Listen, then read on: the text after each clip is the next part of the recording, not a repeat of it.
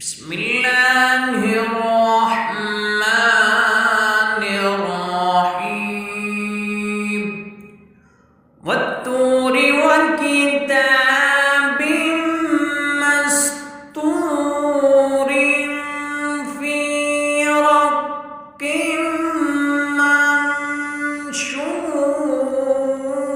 منشور والبيت المعمور والسقف المرفوع